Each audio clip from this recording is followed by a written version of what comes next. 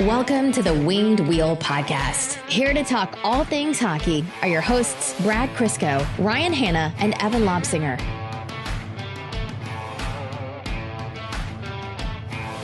For any Red Wings fans who are missing Mark Stahl, just know that he's doing real well. First pairing, just like he was in Detroit at points, over in Florida.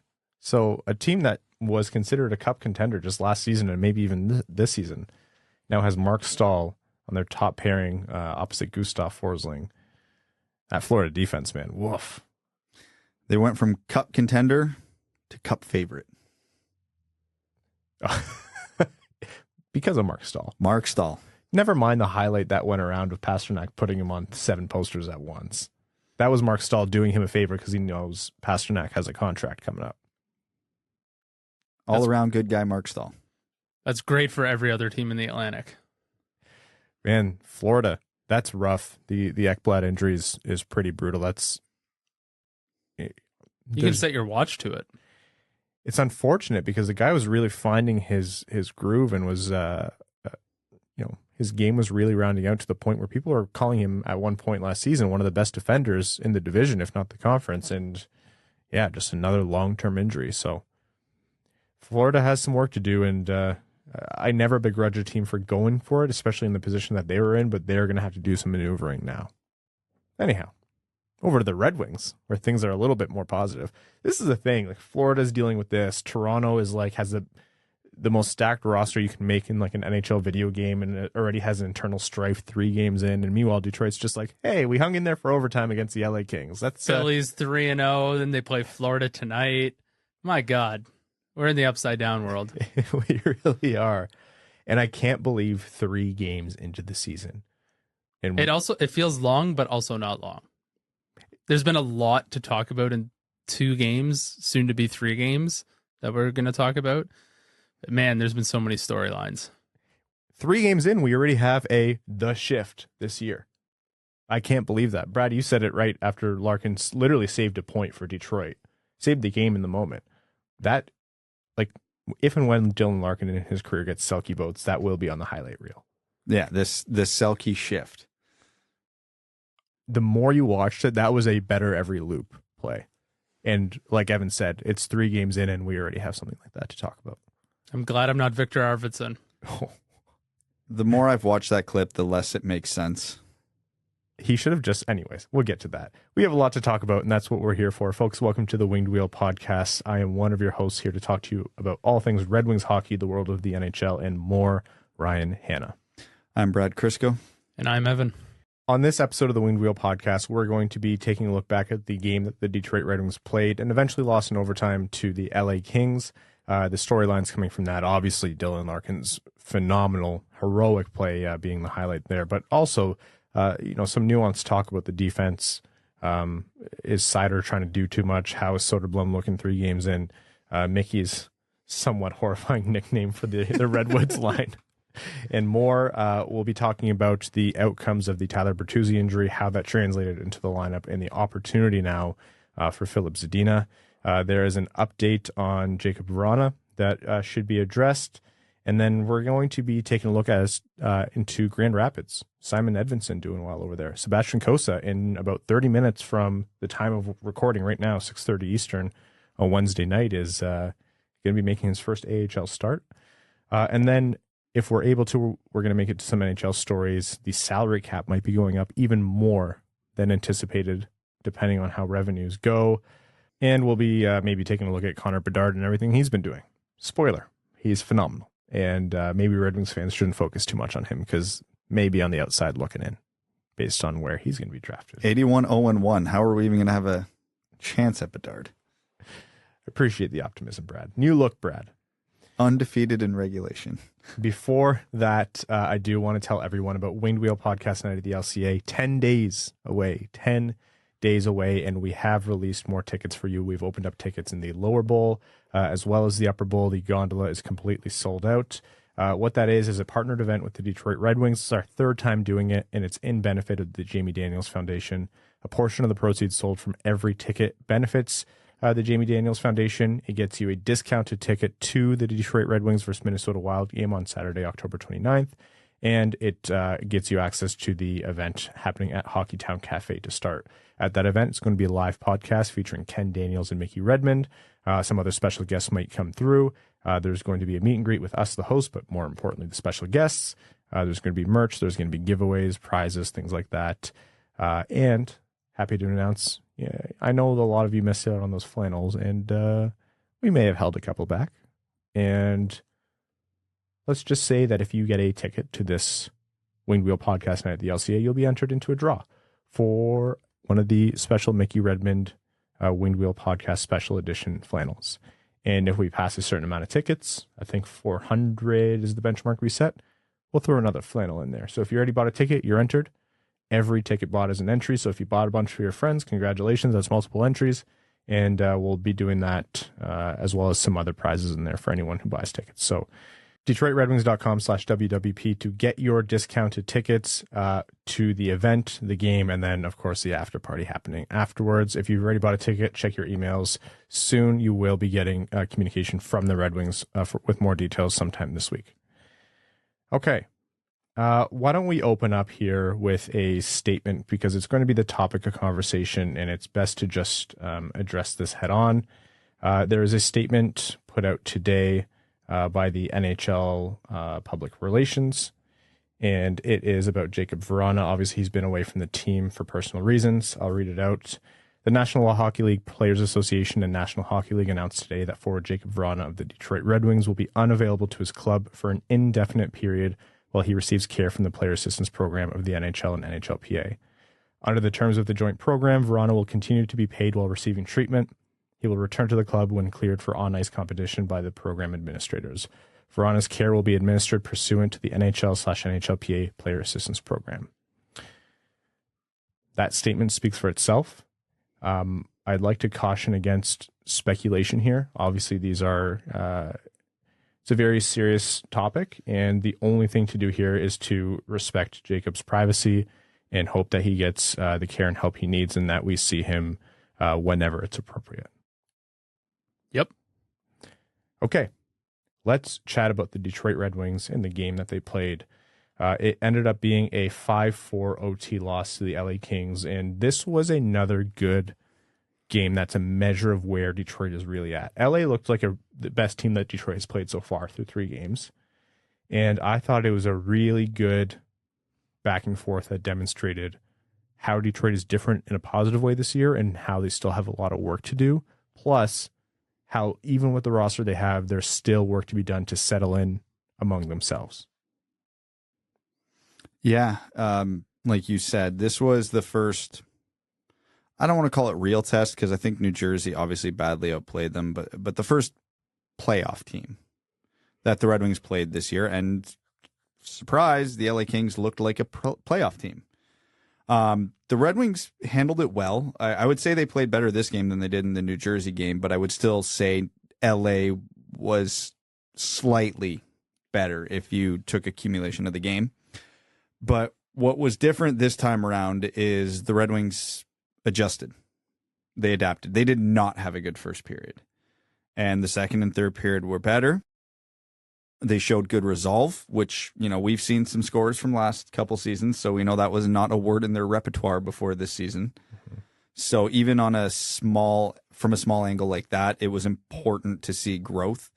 Some of the Red Wings' top players plainly had bad games, and the Red Wings still got a point out of it.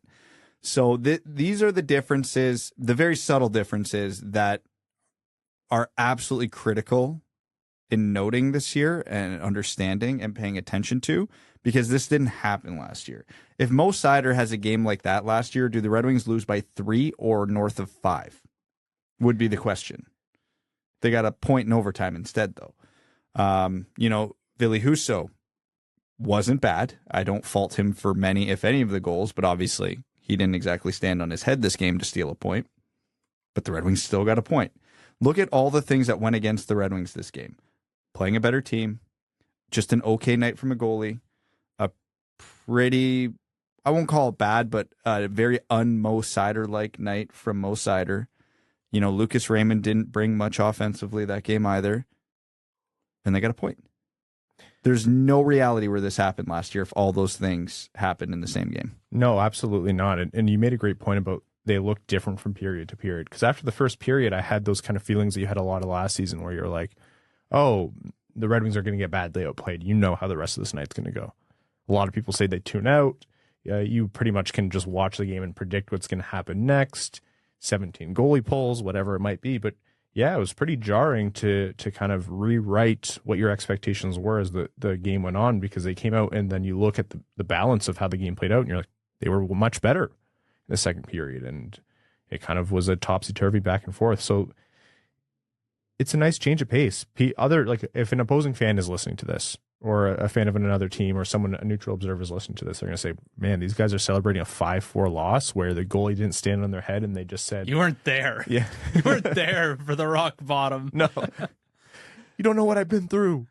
But that's exactly it. You're not wrong, Evan. Like, this is a wild difference. And what did we preach all season? Like, this team is not going to go from 0 to hero. There's no way that they're going to go from one of the worst teams in the modern era to a Stanley Cup contender, and they have to kind of learn to win iteratively. And this is part of that process, is to hang in games where you're being outplayed by an all rights better team. This is a typical the floor has been raised type of performance we're seeing. We're not seeing the inability to come back. We're seeing a very professional NHL caliber team that can get back into games if given the chance. Prashanth, for all of the positivity he brings, put out a tweet with a stat from last season. Last season, the Wings trailed in the final 5 minutes in 44 games. They were only able to force 4 overtimes of those 44 games, winning just 1 for a record of 140-3.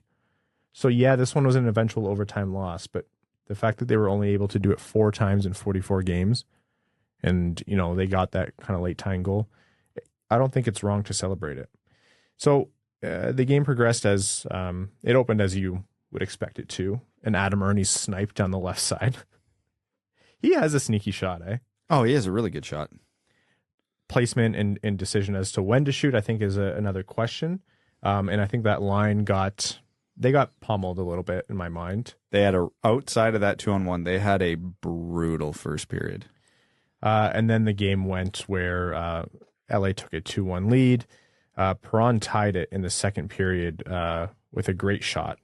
Like, that's the kind of shot where Perron won't miss it. If he gets everything he needs to on it, he's not missing that shot. And Kubalik had to take 2 attempts to pass across to him, and Perron just buried it on the one-timer. And then after LA went up 3-2, Perron again in the third period scored, this time on the power play.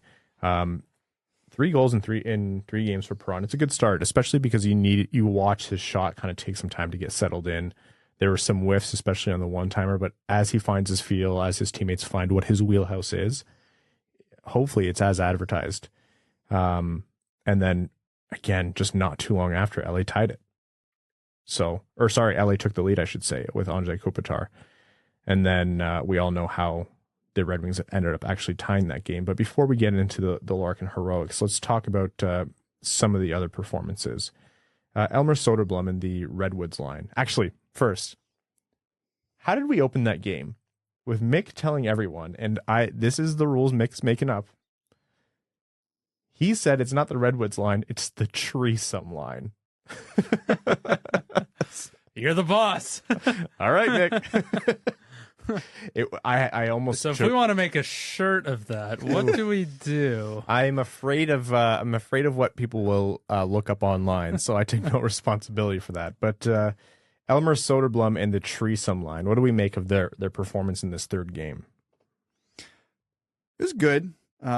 This game, I wouldn't call it spectacular. Outside of Soderblom deciding he wanted to play lacrosse while coming through the neutral zone on that one rush. Oh my God. It was definitely a high stick, I think. Oh, I don't even care. But he came down on Durzi. The puck kind of bobbled up in the air. He juggled it in his air multiple times with the stick up and over Durzi, got around Durzi as a 6'8" behemoth, and forced Durzi to take the penalty. This guy is Pavel Datsyuk in more ways than one. It's incredible. Yeah.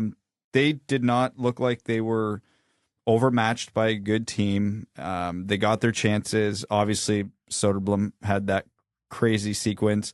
I know it wasn't the exact line, but obviously Sundqvist got the tying goal late. So obviously, if he's on the ice in that situation, it speaks to what Lalonde thinks of Oscar Sundqvist. And, those who want to criticize him being on the end of the game, well, he scored. So Lalonde was right. And yeah, again, these games are going to happen where they don't generate a ton offensively, but they didn't get overwhelmed. They didn't look bad. And that's fine. That's hockey.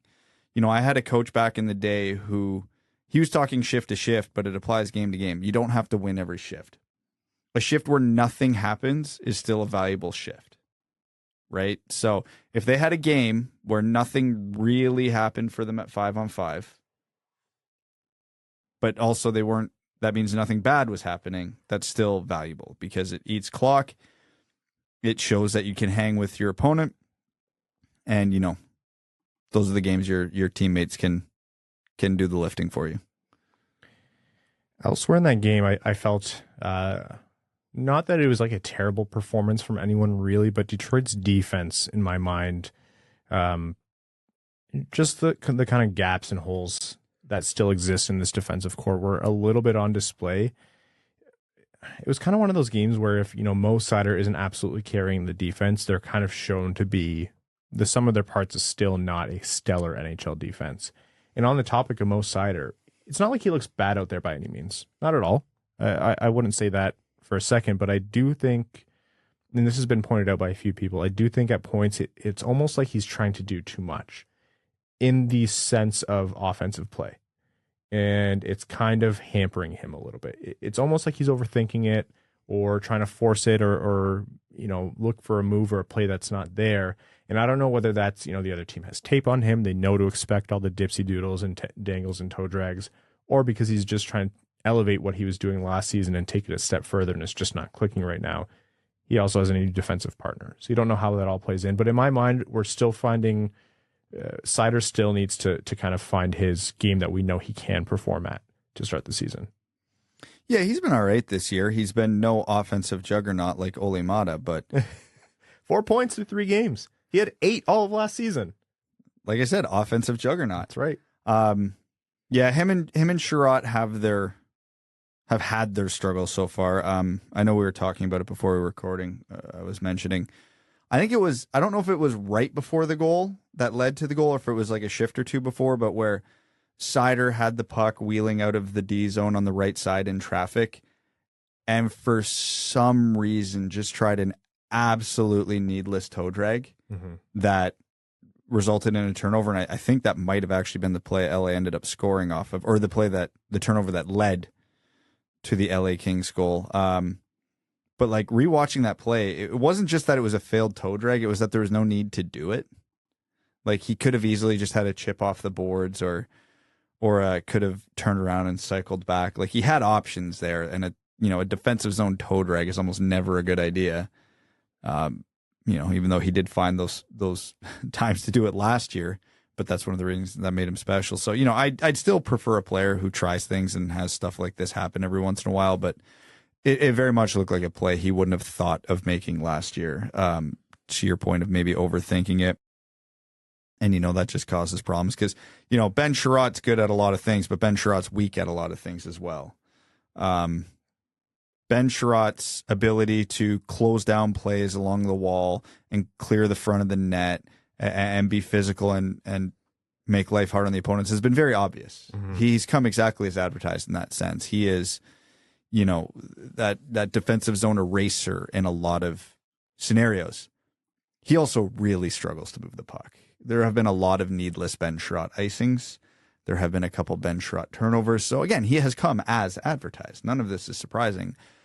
I don't know if that's why Mo feels like he has to do more, because that they had a conversation about that, and I think we even talked about that, where Seider's got to be the guy on this pairing to transport the puck because, even though Sherratt has his strengths, this is very much one of his weaknesses. Easier to game plan against, right? Yeah, so it's complicated, and it's a very small sample size, so I don't know what is coming first here, the chicken or the egg. we'll find out in time. But it is a problem that needs to be resolved because it's reared its ugly head a couple times. Again, a couple does not equal a pattern, does not equal a trend, does not equal a habit. So again, no red flags, but I'll put this in the category of worth keeping an eye on. Yeah, it's so early, and is the player coming into a sophomore season with a lot of expectations, and I'm sure Lucas Raymond feels a lot of pressure to perform offensively the same way we're elevated from last year too, and that's hard to do. We talked about that in the offseason, but sophomore slumps aren't a meme. They're not like a myth. They're a real thing, and there's real reasons behind them. So happened to Larkin. Not pressing those buttons, not labeling anything a slump or anything like that, but it just needs more time to kind of settle in. Speaking of Larkin, 4-3 game, winding down. How many minutes were there? There's about a minute and a half left. The puck comes out of the LA zone in a way such that there's a couple bad bounces, a misplay by a Red Wing or two, and Victor Arvidsson is bearing down in a very, very empty net with no one in front of him. Takes his time, controls the puck, one stick handle, two, goes to put it back on his forehand, and Dylan Larkin comes in like a torpedo from behind, skating his ass off, dives forward, mid-dive, lifts Arvidsson's stick, and then knocks the puck away from him behind the net. Filip Hronek comes in with a sliding dive to block the puck from going back out in front, which isn't recognized enough either. But holy hell was that Dylan Larkin play amazing. And it only gets better because when you watch the close-up, he made that play through Arvidsson's legs. He dove with his stick through Arvidsson's legs, stick-checked him, and knocked the puck away and pulled his stick back out from between his legs without taking a penalty. And it's not that no penalty was called and they should have. He did not take a penalty. The more I watch it, the less it makes sense. He should have poked that puck into the net or tripped Arvidsson. How did he do neither? If Pavel Datsyuk did that, that would be on his, top 10 moments that weren't goals highlight reel. That is one of the most Datsyukian plays I have seen since Pavel Datsyuk graced this ice for the Red Wings. That is going to go on Dylan Larkin's career highlight reel, and I don't think it's dramatic to say that that's one of the plays of the year, and we're just a few games into the season. How that's going to be the defensive play of the year? Because how do you beat that? You can't. As a player, how do you beat a defensive play like that? It's literally a goal, but he pulls, I don't even know what to call it, out of nowhere to save the goal. And after that play, this is my first really indication where I had the feeling that this team is different. Mm-hmm. Because I don't know if I can't be the only one who, when I saw him make that play and I saw the puck go behind the net and I saw Hronek block the pass in front and then I saw the Red Wings eventually regain possession, I had this thought in the back of my head. I'm like, they're tying this. They're going down and they're scoring. And sure enough, 40 seconds later, Oskar Sundqvist ties it. These are the little things. I know I talked about little things earlier, but these are the things. That sense, that feeling, that confidence, that, okay, our captain just made the play of the damn year. Let's not make it for nothing. That's exactly it. It seems like it's you're that doesn't translate to good hockey. One play down the ice doesn't lead to the goal, but the energy and the emotion and it's a different team. The Red Wings, with how much they lost and how much they lost clinically, and there was almost a loser mentality with how they approached the games and how games got away from them. They weren't doing that last season. I don't think you're wrong, Brad. There's a different feeling. You could hear it in Ken's call of the play, both the call of the Larkin heroic defensive play, the Hronek stop after, and then Sundqvist's goal. Those are the goal calls of a team that actually that are giving the fans something to believe in. We were ready to walk away from that LA game saying, not the worst game. They hung in there, though, and there's some good draws, but ultimately it's a game they deserve to lose. And now we're talking about how the Red Wings, one or two plays were the difference between them getting a point and not. And it's just a different feel of a Red Wings team.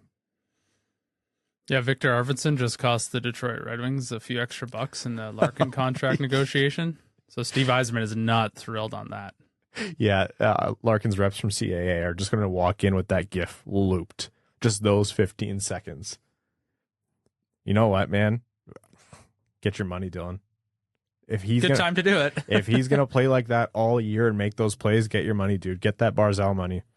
And maybe even a little bit more. We'll talk about that later on, the salary cap. But yeah. And like you said, Brad, 40 seconds later, Sundqvist got the puck in front, tied it. And, you know, some people might say, why was Sundqvist on the ice in a must-score situation? Planted his butt in front, took the puck, spun around, put it in far side on the LA goalie. So it worked. I thought Moritz Seider did a great job when the puck exited the zone, fending off two LA players to break up the play, trying to push the puck down to the Red Wings and transitioned it right back to the forwards, and that really ultimately led to the Sundqvist goal. That was just another critical part of that entire sequence, and how many years have we seen Red Wings left side defenders never ever make that play ever? It was a work of art. Ultimately, of course, they ended up losing in overtime, and I don't think that goal can be blamed on Hronek, but yeah, it's one of those tricky ones. It's because you can kind of argue both ways. If Hronek replays that play exactly as he did 100 times, it might not go in again at all. But also on a 2-on-1, you know, one knee, 1 foot's not the best way to play it. Like laying out on your stomach's better because then your you have more of a seal to the ice, and then if it does hit you, your momentum takes you beside the net. Whereas obviously when it's your skate and your knee, I've almost never seen a defenseman take a 2-on-1 trying to break up the passing lane like that. Yeah, but he was in an awkward position, and then you could kind of fault him for positioning a little bit because I think if he would have went down, they would have just skated by him. But he was so close to the goal line at that point. If he goes down, LA, I don't know how far back the next Red Wings defender was, but if Hronek goes down at the right time and plays that right, LA's only play is to go around the net. Which, again, I'm not saying that the way he played it was like egregious and it was all his fault and he's the reason he lost. No, it was still a fluke. Like he still broke up the pass. It just took, I think it actually took 2 weird bounces, like off his foot, off his knee, and then into the net. Yeah, so skipped into the net. I'm not going to sit here and say, oh, Hronek completely bungled that. He's awful. He should never play it like that. That's what I'd use my burner account for. Yeah. It's at Brad Crisco. Yeah. Was it the best way he could have defended that? No. But was it the worst way he could have defended it? Also no. Yeah. I think just standing on his skates would have probably been the worst way of handling it. He tried to make himself big, take away an angle with an unorthodox position. Just didn't work out. That's hockey. Yeah. And Brad, you're completely right. He ended up there because his initial positioning wasn't. It was off by finer margins, but based on he was going to run into Husso, and he tried to time it based on the LA forwards basically timing of his pass or whatever it was, and just kind of did a little half stutter. He caught himself in a formation where he was like, if I had another choice right now, I wouldn't have one knee down on the ice, but here we are. So you played it out a few more times. Maybe Husso stops that weird, awkward bouncing puck, but it is what it is. He'll practice it, and he probably won't make that mistake again. Anyhow, that's the Red Wings' first loss of the season. Came in overtime. Larkin saved them a point. I know a lot of people were saying the Red Wings are going to make the playoffs by 1 point, aren't they? I sure hope you're right. Well, Florida's definitely sinking like a stone. Woof. And Ottawa's not exactly lighting the world on fire. Yeah, Ottawa is 1-2, and Florida's 2-1. But Florida's they're going to have some defensive woes. They're going to need their goaltending to come up big. But that's which is good because they're paying their goaltending about $15 million. It's almost Evan's salary. That's right. Just for one position. So Detroit doesn't play again until Friday night, 8:30 p.m. Eastern at Chicago. That's at the United Center. And then Sunday they have a 5 p.m. Eastern game in Detroit at the LCA, after which we'll be recording a podcast. So we're going to be coming at you late Sunday night. But that is how the Red Wings fared against the LA Kings. It's an interesting game, and I think one that's we're going to get a lot more games down the middle like this season. Yeah. I think this game Friday night actually could be a pretty good indication of where the Red Wings are at. Coming off like a really emotional game, having some pretty emotional news in the middle of the week, but having 3 days rest and going up against one of the worst teams in the NHL. You have 3 days rest going up against the Chicago Blackhawks. I'm not like an NHL, even a bad NHL team is still hard to beat, but this is a game that they absolutely should win. So they're gonna lose. Yeah, well, we put it Damn out to it. the universe. Yeah, Hey, this is what I'm saying. In previous years, we know how this script goes. yeah. This year, maybe it's different. Okay, let's talk about how that game worked out with Bertuzzi's injury. So Bertuzzi, they called it an upper body injury. Come to understand, it's a broken hand or something similar. They called it 4 to 6 weeks, which is I think better prognosis or a better timeline than I was anticipating. I was expecting 6 or more weeks, so 4 to 6, and then now we have Vrana out indefinitely. So the way that translated into the lineup initially, before the lines got jumbled a bit against LA, was Kubalik up on the first line, and Zadina basically filling in for Vrana on the second line. So Kubalik in for Bertuzzi and Zadina in for Vrana. Things got mixed up in there, and I don't think either of them had like phenomenal games or anything like that, but let's call it for what it is. This is a massive opportunity. 2 top 6 forwards out for the Red Wings. Productive. Vrana, probably the best shooting talent on this team, and Bertuzzi, doesn't matter whether you think he's the best shooting talent or not. He scores a lot and produces a lot of offense. This is Zadina's opportunity to cement himself on the team in a way where I almost think it's a blessing and a curse. Because if he had just played in the bottom 6 and earned his way up, if that happened, and there's no guarantee, that's one thing.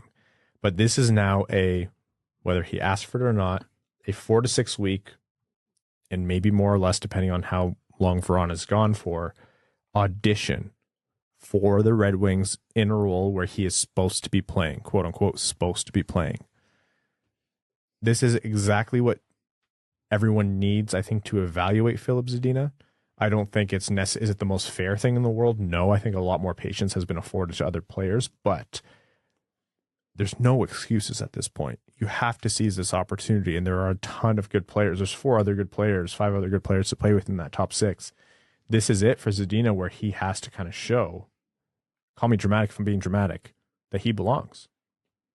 Yeah. If it is, in fact, a 6-week audition, that's a lot of games. Probably have a pretty good idea of, we've had this couple years of, is this what Zadina is or isn't? New coach, new system, premium role. There won't be much room for debate at the end of this if he's in the top 6 the entire time. Yeah, look, you and I at least, I don't know where, I hesitate to label you ever, Evan, but I appreciate that. Yeah, Evan or Brad, you and I are big Zadina apologists. Like, let's call it for what it is. We would love for him to come out and this be his shining moment and he sticks on this team. We are probably going to run out of arguments if this doesn't go his way. Yeah, because we've spent 2 years saying, the production hasn't come, but he's, he does a lot of other things really well. And this LA game was probably another great one of that. He had, I'd say 1 bad turnover, but I think you can probably give every Red Wings forward 1 bad turnover that game. He didn't generate a ton offensively, but he didn't look like he was a liability out there. He did make a couple pretty good plays and pretty good passes. But it was another game where, for Zadina, I go, he was fine. The problem isn't the eye test with Filip Zadina. It's the counting stats. Yeah. Like, when you watch the games, you're like, this guy's incredible. Like, he absolutely is a top 6 or middle 6 forward in the NHL. But then you look at the stats 10, 15, 30 games later, you're like, where the hell is all the production? Yeah. At some point, it does have to convert. We've had this conversation 10 million times, and it's probably unfair. It definitely is unfair for me to say, like I just mentioned, that this is like it. Like, I'm not. At some point, you have to be productive or take on another type of role. Yeah, it's been 2 years of this, and now it's with a new coach, new system, better players to play with. Like, the runway he's getting near the end of the runway, essentially, is what I'm saying. And that isn't to say that if at the end of this runway, he's still not putting up stats, fire him into the sun, trade him, he's awful, he's garbage. Like, No. Yeah.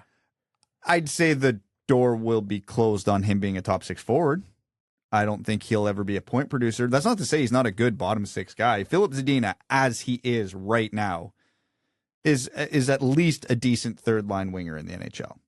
Like, he's not going to hurt the team. He's not bad. He's just not as productive as we'd like to be. But, you know, there's a part of me, a pretty big part of me, that still thinks Filip Zadina could be a legitimate, you know, top 6 forward who produces. But that part of me slowly dies every game, like the one in LA where I go, yeah, he played fine. How many points did he get? None. Like, there's only so many times you can defend it. Now, again, at the end of this, I'm not going to be petitioning for Zadina to get traded or saying he's a bad player. Just my expectations of what he could be will be severely reduced. Even those who are hanging on to the last dregs of hope of how productive he can be, there needs to be some kind of internal reckoning. And what does that translate into for the player? Like you both have mentioned, you don't fire him away or trade him for nothing. It's just that he now has a long mountain to climb to have the kind of trust in a top 6 role, or the expectation that there is more to him. Let's also not forget he just signed a 3-year contract extension. Right, exactly. So we'll see where we're at in 4 to 6 weeks. Personally, and I approach this, and I think this is my fault. I set this conversation off with a very negative outlook. I'm hopeful. There's no better time than now. I do think there's more there. I'm not talking 6 overall pick, Filip Zadina. I'm not talking, he's going to fill nets, and we all have egg on our face because of that one.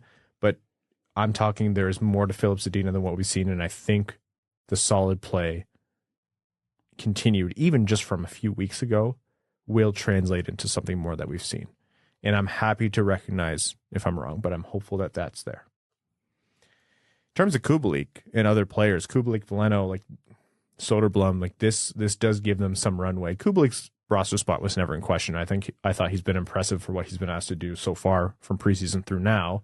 But he'll get more looks in the top 6 now. And in terms of, Veleno, Suter, Soderblom, those are 3 different storylines. But, Soderblom, even if he does regress to the mean a little bit, those are more minutes for him. So it's still justifiable to keep him in the NHL. And he still looks like an NHLer to me. And, it could win some playing time for a guy like Veleno, who seems like he really excels with more playing time. He's a guy who needs that kind of ramp up to consistency to stick in the NHL.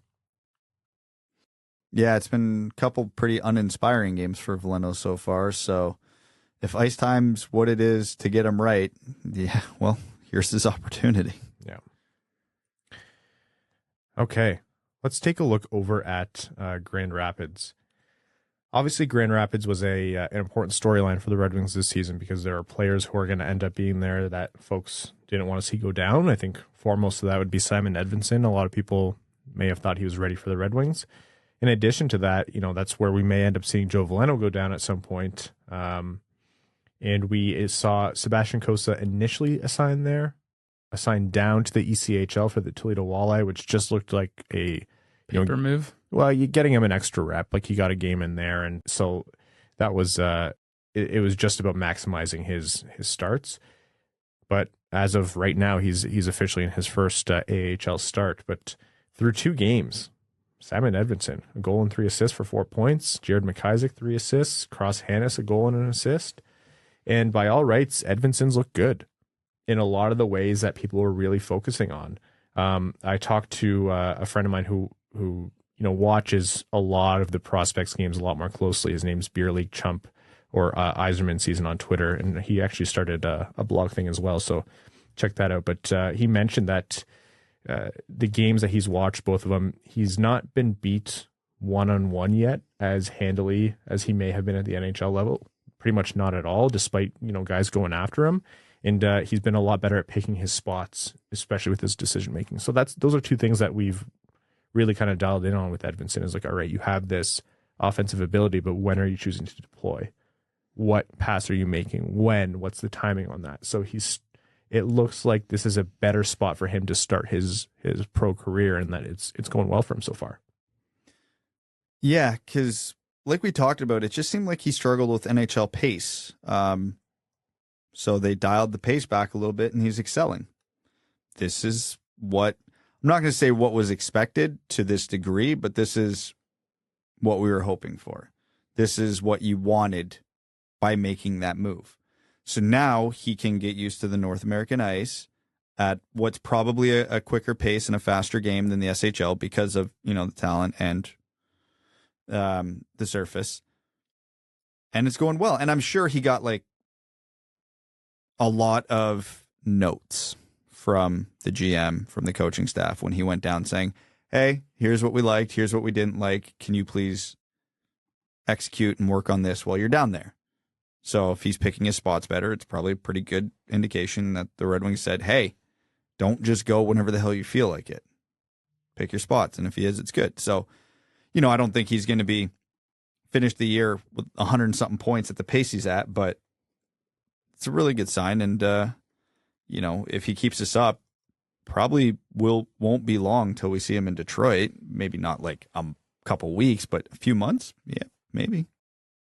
So an in-episode update here, as we're talking about Edvinsson and how he's doing in Grand Rapids. He's actually one of many Griffins who are not playing tonight in Cossa's first game. So some intel here that it may be an Edvinsson injury, an upper body injury, and not so much a healthy scratch, but we'll have to get confirmation on that one. And then Berggren's also not playing, Giovanni Smith, Brattstrom, Sabrango, Pearson, Barton, etc. So all of that. And so who is playing? Well, Evan, you were supposed to be there, man. You're late. Yeah, geez, this podcast took priority today, I suppose. Well, that's a nice change of pace. You got a lot of accolades, did you see online, for your performance in the last episode? A lot of people said that specifically. This was Evan's best. I didn't. Yeah. Well, it's probably best you don't delve too far into the comments. Only read the first three. After that, not so good. Yeah, but it was a very pro Evan comment section. They really loved as it should be. Can you filter by likes? So those are the Grand Rapids scratches. So all of that, and Edvinson's not in tonight. So if they're just cycling through the defenseman, that's one thing. If it's an upper body injury, you hope it's not anything too serious. But let's talk about Sebastian Cossa. And as of right now, he's making his first pro start. There was obviously some confusion, like I said before, when he was initially sent to the AHL and then assigned to Toledo in the ECHL. That ended up just being for a tune-up game. How important is it for his career that he gets an opportunity at the AHL here? And by important, I mean there aren't many paths historically to very successful goalies when they spent an extended period of time in the ECHL. So Kossa's getting a chance to show himself against Brattstrom and Oklahoma and Grand Rapids. Oh, it's important. First and foremost, from the obvious standpoint, he needs to get pro reps. Mm-hmm. This is different from the WHL. These are, I don't know what it's called, man-sized shots. Like, these guys are going to really, really test him. And not only from, a quality of shot, but bigger, stronger players battling for ice in front of him. He's got to pick his, I don't know how goalies phrase it, his sight lines better. He's got to transition across the ice quicker, crisper, more efficiently. He has less time to make up for his mistakes if he overcommits on a play and slides out of the crease. Like, just as the players get better and faster, you really, really have to refine stuff. And I know we beat this point to death with players over and over again. I mean, we just talked about it with Edvinsson. But this applies to goalies too. These little differences really do change the game for goalies, not just players. So, it's super, super important for Cossa just to get used to it, to get the reps in, to get the feel for it, to get his timing down. How he performs, I mean, that's tough to say because I don't exactly have high expectations in here. I don't expect him to walk in and put up a 930 and like a 1.5 GAA. I expect him to struggle a little bit. It's only natural when you jump levels like I was just talking about. So if he lets in a couple bad goals, it's not the end of the world. What I want to see from Cossa is, like I said, the adjustment. I want to see him playing like an AHL goalie. I want to see him making those reads. And then as the season progresses and he gets more comfortable with what's in front of him, how does he adapt? Is he making more saves? Is his save percentage going up? Does he look more comfortable in the net? There's a million ways to judge a goalie. None of them right or wrong, but the cumulative picture will tell, a pretty substantial story about what we can expect from going forward. And again, when I say going forward, I don't mean like in 3 weeks I expect him to look like a new goalie. No, goalies are first of all, impossible to read in Voodoo, but in all seriousness, this a years-long project. Yeah, and if he comes out of the gate on fire, oh, fantastic. Just a bonus. That is a pleasant surprise. So if anybody's sitting here expecting 3 shutouts in his first 10 starts and 930, spoiler, it's probably not going to happen. As long as he doesn't look like he is completely like a fish out of water,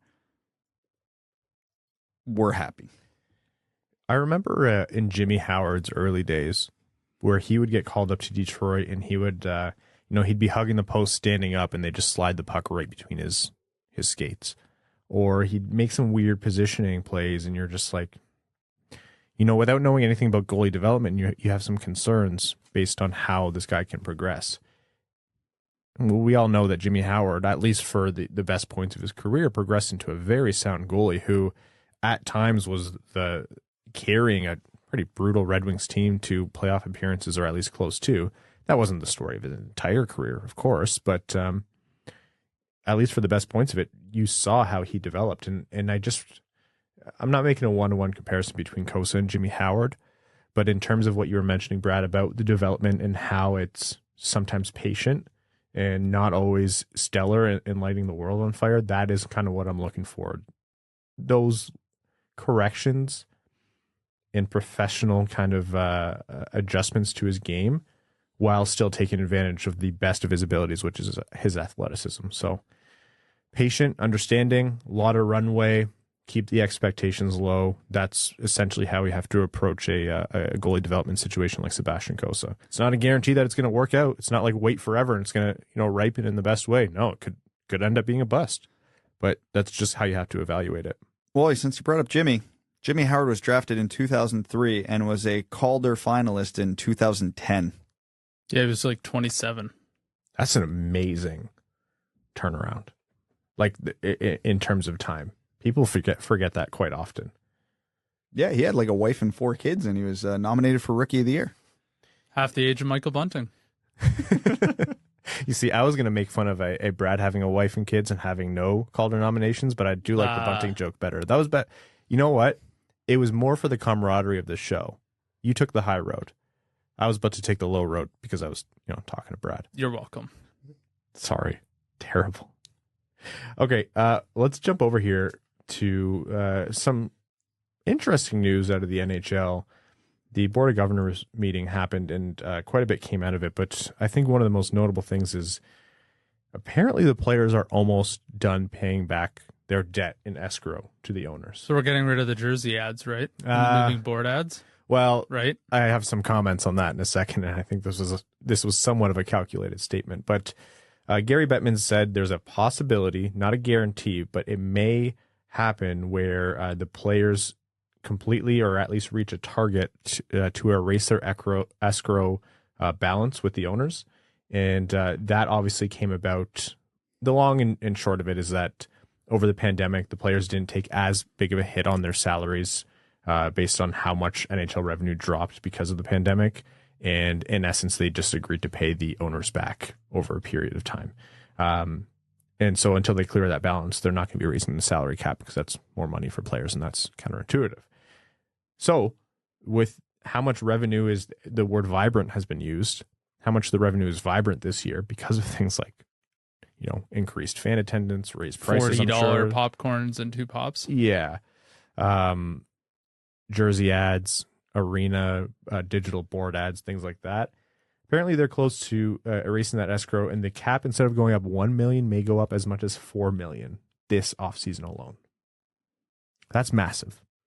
We were talking about that not happening for years. Like, we were talking about that cap not going up $4 million until 2024, 2025. And so for that to happen 2 years ahead of schedule, and what that means for 2 years, 3 years, 4 years out, that could be huge. That's half of Tyler Bertuzzi.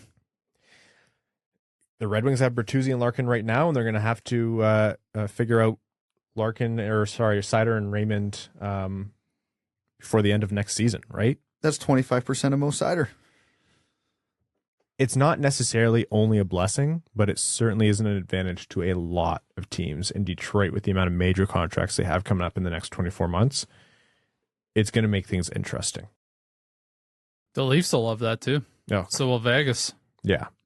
Vegas can sign maybe a couple more superstars. You almost don't want it to happen because Detroit loses a lot of leverage over those teams. But teams have just kind of buckled down. They've stopped doing anything because they're up against the salary cap because they know it's coming. So at this point, like, it's hard for GM to pull the wool over another GM's eyes and says, oh, I'll lend you my salary cap space, because they're going to say, well, you only really need to hold out for like 7 more months or whatever it is, right? For some teams, that's a big deal, though. Like, there's teams who are in win now and it has to happen this season kind of thing. Well, there aren't a lot of teams that have to happen this year, but they're thinking this year or next is when the window starts to close. So for some teams, yeah, that is definitely still a big deal, but it gives them a lot more breathing room post this season. What does this mean for Detroit's 2 current negotiations? Larkin, and we haven't heard any news of negotiation with Bertuzzi, so we don't know where that's at, but Bertuzzi as well. Not much, if I'm being honest, because the length of these 2 contracts, in all likelihood, were not going to be short term.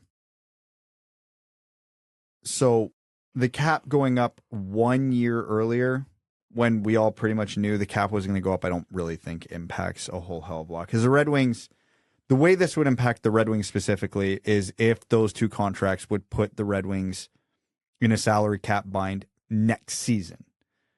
But Yzerman positioned them in a way they wouldn't have been in a salary cap bind next season. Yeah, of course, it buys them more flexibility, a little more freedom. They can maybe be a little more aggressive in the short term. All positives, don't get me wrong. But with Larkin and Bertuzzi specifically, these are 5, 6, 7, 8 year contracts.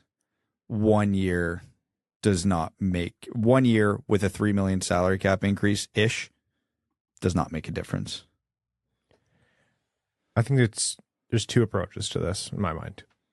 One, if you're Yzerman and you're saying, I really didn't want to cross the $9 million mark with Dylan Larkin, and he has this new agency who's saying, hey, if Barzal got this, you can get this, and he's not really backing down, it makes you comfortable to move off what you were comfortable with prior. It makes you a lot more comfortable to kind of take that risk with the contract, no matter what your personal, you'll never say this out loud, long-term projections are on what is one of your most important players in Dylan Larkin.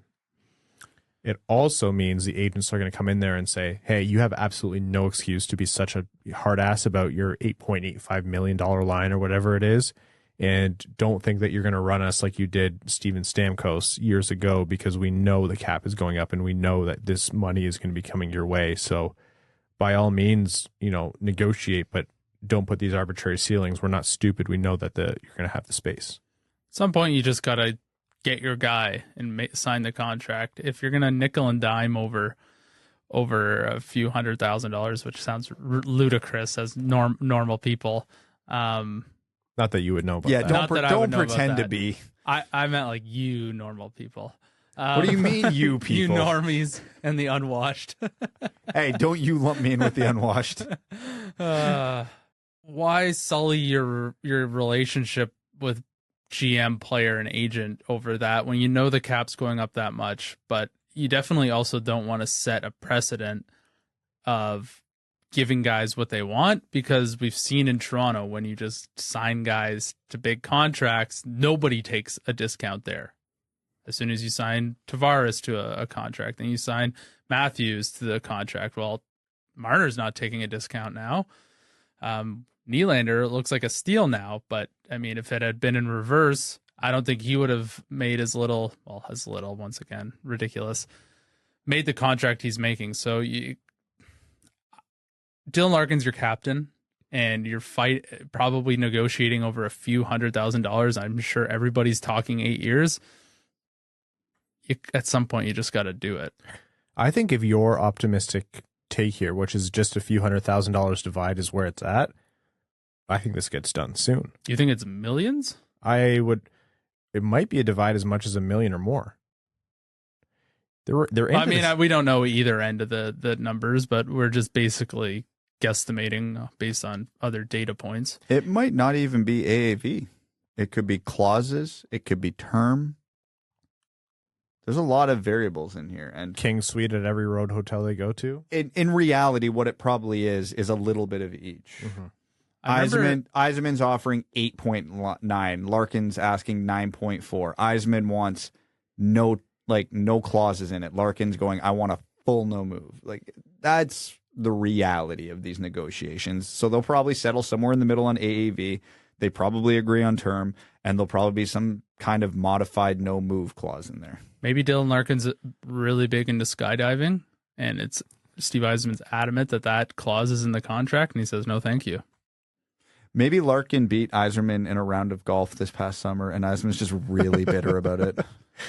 That's what Evan would do to us. If either of us ever just got super... If Evan was golfing with us and either of us got an ace and he was there... I'd be happy for you, but then I'd punch you right in the back. I would take the punch in the back rather than deal with you being pissed off for the whole summer. I wouldn't be pissed off. I would be sad that I still don't have one, but I wouldn't be upset that someone else gets one. That's very genuine and pure of you. You know that? It's just crazy to see one now that I've witnessed one in my life. Okay, very quickly here. NHL. I know last episode we talked about how we're only a few games in, but there are some teams very much on the hot seat. Vancouver has given up multi-goal leads for losses in their first 4 games. They are 0-3-1. All of those games they were up by multiple goals. That's staggering. That is actually insane. That is a team that has fought against the prescribed opinion of they need to tear down or the core that they don't have is good enough or whatever it might be. They're going off of a lot of what's still left over from the Jim Benning era, and they decide to go all in. And they signed JT Miller to a big money, long-term contract. This is a team that's not, about to tear it down, so expectations are high. 4 games does not a season make, but Bruce Boudreau wasn't exactly the most secure in his job leading up to it. Is he the first to go? It's looking like a very strong candidate right now, although... Did you see that JT Miller stat after game 3, after their 3rd game?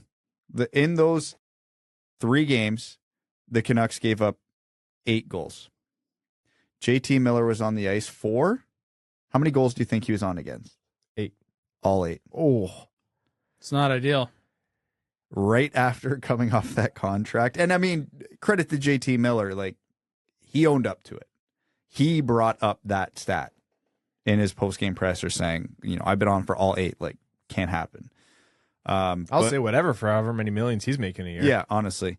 Does that contract even kick in yet? I think it doesn't kick in for another year. That's exactly right. And I feel like he's already 35 years old, so I'm sure this is going to go well. He's not that old, but no, his contract doesn't kick in until next season. It's an $8 million contract, and he's 29 years old right now.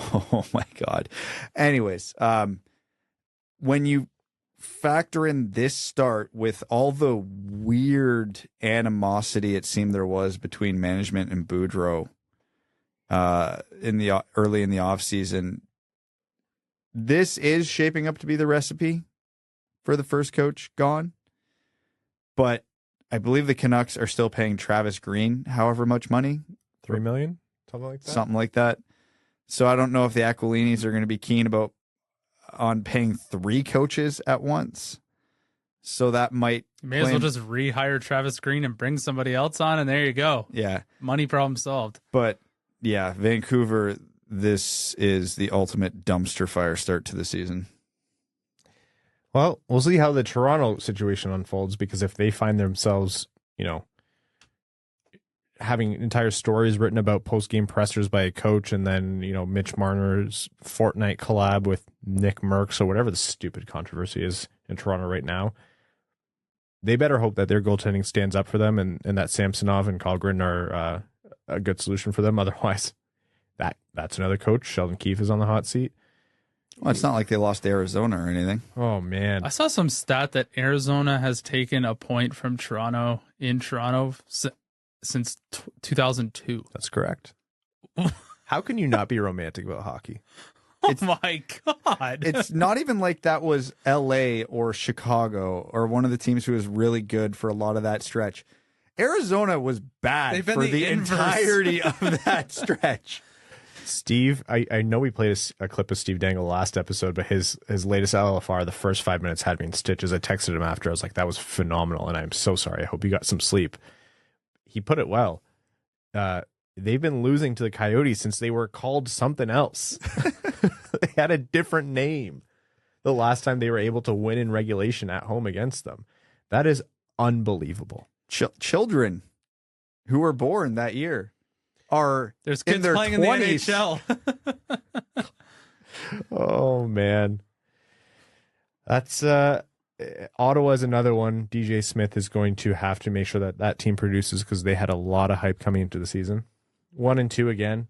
They looked better last night. Yeah, you don't want to write off a whole season that early, but if you get off to a really bad start and things don't come together the way they were projected, he'd be the first one on the chopping block. But I agree, they did look better.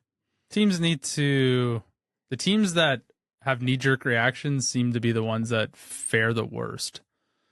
Florida makes knee-jerk reactions since Toronto got a point off the Coyotes in 2001.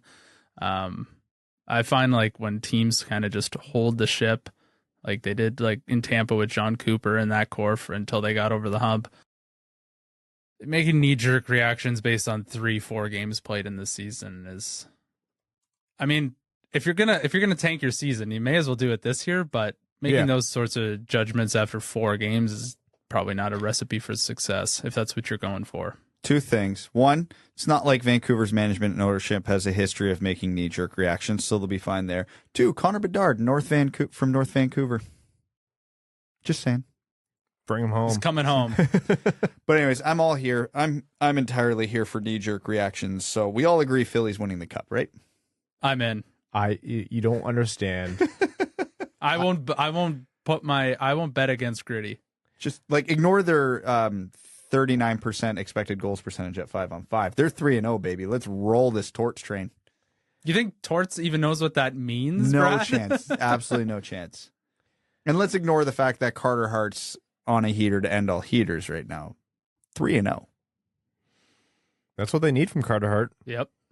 Okay. Very quickly, and I am going to do this quickly because I know there's going to be more on it next episode. The reverse retros have been teased. By the time you're listening to this, they've probably been released officially. What I will say is that without confirming anything, we're probably looking at something with black and red. Black and red. So those of you who have always wanted black or never wanted it, it's going to be a very polarizing topic. So black and red seems like what it's going to be.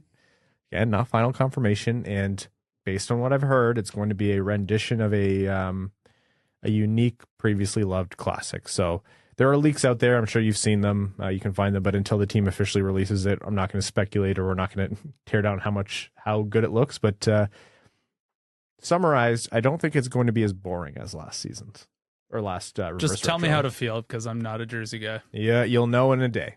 Somebody tell me. And then you'll get 30 minutes of free air to talk about your specific thoughts about how you feel about every thread. Yes. Because I'm sure Brad doesn't have any feelings. You got to save him for Sunday. I'm sorry. I haven't said a single thing. Oh, okay. All right. We're going to take everyone to overtime to wrap up this episode of the Winged Wheel Podcast. Overtime is brought to you by our Patreon supporters. Patreon.com/Winged Wheel Podcast. If you want to support the show, they're the reason why we're able to do everything we're able to do. Winged Wheel Podcast Night at the LCA, the Make You Redmond flannels, everything else that we continue to hopefully improve the show with is all because of our patrons. And they get a lot of benefits. They join the Winged Wheel Podcast Discord.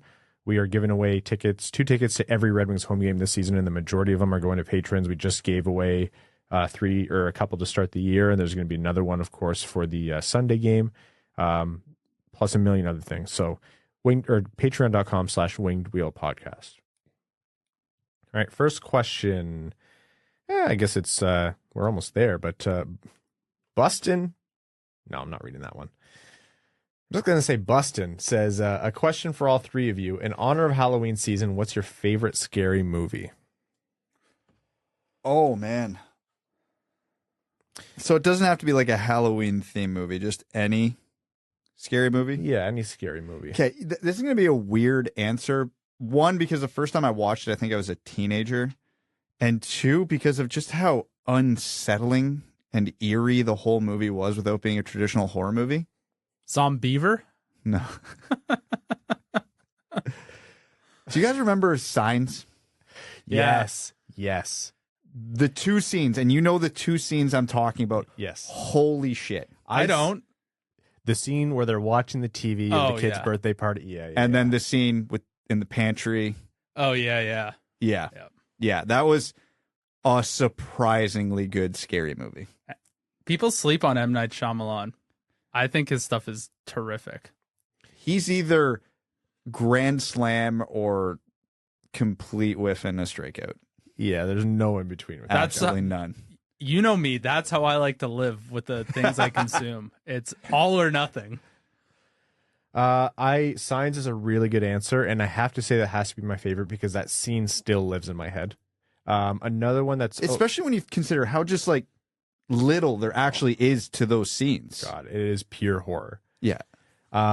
Insidious. The first two acts of Insidious I thought were really scary. Yeah, I can't watch that.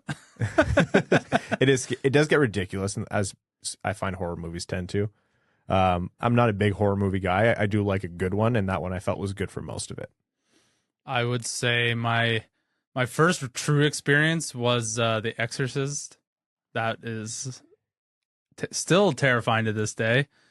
If you have not watched The Haunting of Hill House or Haunting of Bly Manor, that'll get you going. That's for sure. Those are really scary.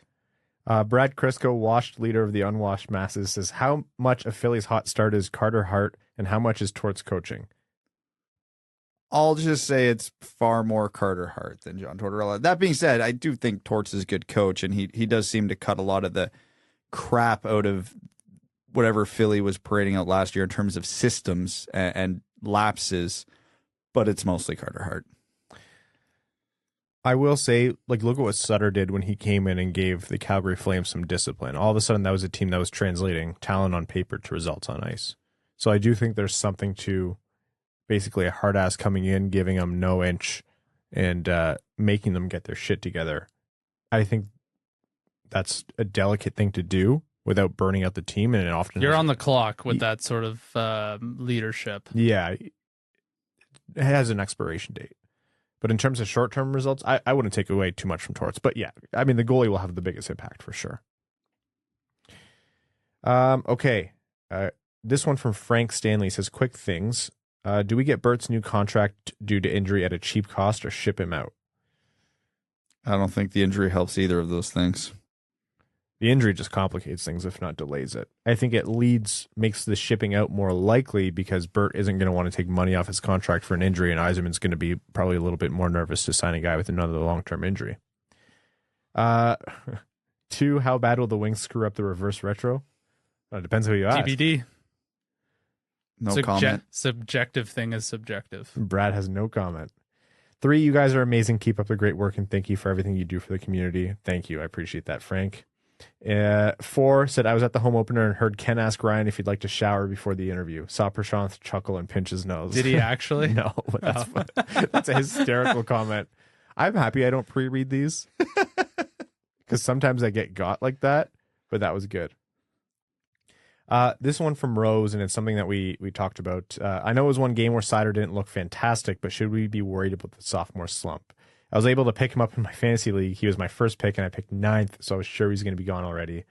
I'll still call that a W no matter what his season looks like. Also, Mickey was mentioning how players are locking on Raymond this season.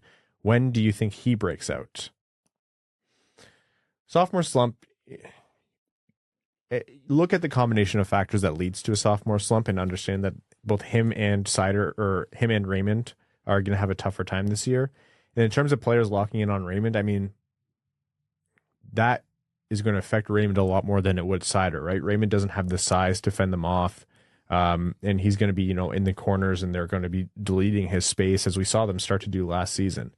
A good player is very talented and is able to translate on that on the ice. A long-term great player is able to adjust as his opponents adjust to him and constantly keeping them on their toes. So, Brad, you mentioned this last episode. Raymond has a very high hockey IQ, and he kind of presents as a player who is able to adjust. It's very hard to do at the NHL level as a kid. Yeah, I wish I had a good answer to this question, but the true answer here is nobody knows. Nobody. And only time will truly tell. It could be a week. It could be a month. I mean, I don't think either of them have looked bad this year. They're just adapting to more pressure being put on them by the opponents. And yeah, it could be a week, could be a year. Nobody knows. Brian Vashis is looking at the ESPN top 100 players. Dylan Larkin is at 42 and Mo Seider's at 38. Do you agree with those rankings? Feels about right. It doesn't seem too egregious in either direction.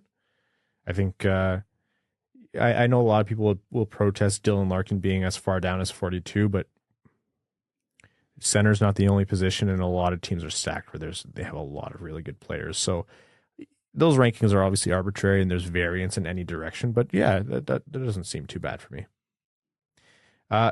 There's one more, and I missed part of it, a previous question. But how many Selke votes is Larkin getting? And that's from the previous Brad Crisco commenter. Does Dylan Larkin get Selke votes this season? Way too early to say, but we've talked about how perception and moments and highlights affect voter mentality. We talked about it more specifically with Zegras in the Calder conversations last year because he had all the highlight reel plays that Mo Seider didn't. So even though the voters rightly got it with Mo Seider, for a good chunk of the season, Zegras was getting the attention. Larkin has that highlight now. And he got it early, so now people will be paying attention. So do I think he wins the Selke this year? No, because Patrice Bergeron still exists. But could he get some legitimate contention? Yeah, all the makings of a Selke contender are there. If he finishes with like a close to point per game production and continues to occasionally have a big highlight, it doesn't all have to be like the play he made, he's going to get votes. He'll get votes from within the Detroit voting block of that award or anyone kind of close to them. So yeah, I think it just really depends on production. Same thing as Norris. Does that make sense where a player has to be good offensively to be given a defensive award? Jury's out. It's a big debate, but he'll put himself into the conversation if he's productive. If he has a 40-point season, the conversation won't be, is Dylan Larkin going to get Selke votes? It's going to be something different. All right. We're going to wrap up this episode of the Winged Wheel Podcast. We're going to be back with you late Sunday night post-game. There's a 5 p.m. game again in Detroit, so we'll be recording after that.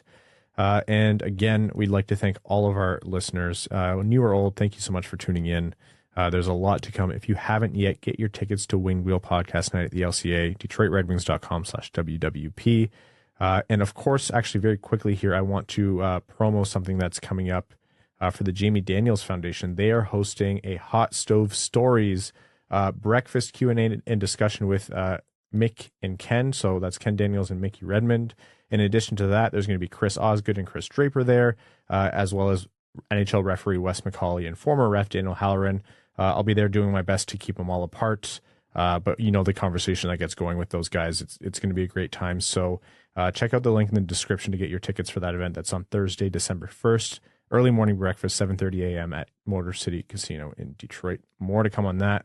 I'd like to thank all of our listeners again, our Patreon supporters, our name level sponsors on Patreon, Arjun Shankar, Yves Bartels on behalf of the Sarah Grand Foundation, Aikfer, Ryan's Receding Hairline, Nick Perks, Terry Driver of the number 69, Crying Ryan Hanna's Banana Slam at Jamathong, Matthew M. Rice, Croner's Left Knee, Ben Hurd, Bingo Bango, the Flaccid Wango, Brandon M., Carl Bertanen and Aluski. Look, if I had to say the threesome on air, that one's fine. Chimmy, Chris Ball, Chris P., Citizen High Five, Connor Scovey, Coyote Season Tickets in Tempe, Derek Enstam, DJ Denton, Elite First Scoring Line, Scott Dork, Sleeve McDykel, and Bobson Dugnut, Give Blood Fight Probert, Hassam Al-Qassem, Jay Gollum, Jacob Turner, Kalen Wood, Kevin James, King Tone, Marcus, Matt McKay, Nedeljkovic, goalie number 1, Nicholas Fritz, R.A., Ryan Hanna the Unshowered, Ryan Hubbard, Scott Martin, the Podcasting Couch, Zachary Rogers, General Andy Bohan of the Cheesebag Army, Sam Bankson, Ace of Base frontman Jonas Berggren, Adam, I Wish I Could Finish Like Ernie, Adam Rose, Antonio Gracias, Babe Landeskog, Ben Barron, Brian Vasha, Buston, Connor Leightonen, Darren Fick, Dave W., Disciple of Lars, the Prophet of the Towering Behemoth, Philip Zadina, James Laporte, Jeffrey Dun Dun Dun, Jeremiah Dobo, JM Rhapsody, John Evans, John Ingalls, Josh Yelton, Kevin McCracken, Quaz, Linda Hull, Logan Burgos, Matt S., Maximilian, me, Philip Zadina's Confidence in the Flesh, Melissa Erickson, O. Ophelia, Papa Woody, and Thick Rick. Thank you all so much. We'll talk to you Sunday night. Thanks for tuning in to the Winged Wheel Podcast. Be sure to check out wingedwheelpodcast.com, where you can subscribe to the show on iTunes, Spotify, or wherever you get your podcasts. You'll also find links to other ways to support the show, such as Patreon, official podcast apparel, and more. And don't forget to follow the show on Twitter at Winged Wheel Pod. And of course, the hosts at Brad Crisco, at Ryan Hanna WWP, and at Hockeytown Evan.